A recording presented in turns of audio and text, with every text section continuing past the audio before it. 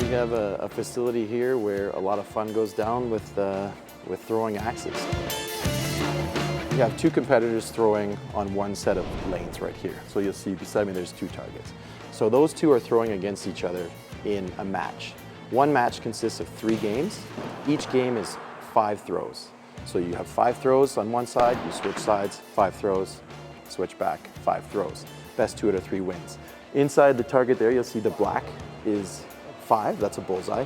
Inside the red is 3, and inside the blue is 1 point. Now on the 5th throw of each game, you have a chance to call the green dot, which is the clutch, and that's worth 7 points.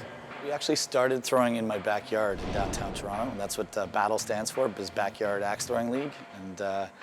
And that we started in 2006. We were throwing in the backyard with just me and 7 friends, so 8 of us doing it weekly, and that slowly grew until we outgrew the backyard and moved into our first indoor location in 2011. There's a lot of safety built in. As you can see behind me, there's a perimeter wall. This is the line where people throw and then people watch. You can't do you can't do both things on either side. So you're throwing in front of that and you're spectating behind that.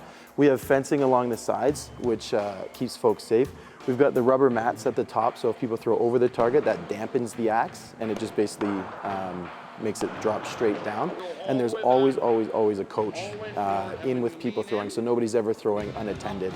The coach is there to make sure that the technique is right, that people are getting the axes to stick, and that people are throwing at the same time and retrieving axes at the same time. I hate the feeling of somebody not being able to do it because I know how much fun it was. So we just stuck with it until we came up with a good system, and we've refined that over the last 8 years to a pretty bare bones, just like 4 major tips that can help everybody throw an axe pretty quickly. We believe that this is a sport.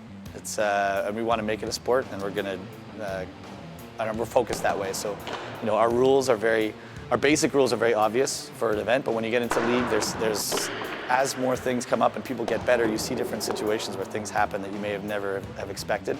So a rule needs to get added every time something like that happens. To have 0 experience to try it. No, and actually some of the people who've never thrown an axe, they're just instantly good at it. It's one of those things that if you follow the basics, you can get really good at it really fast.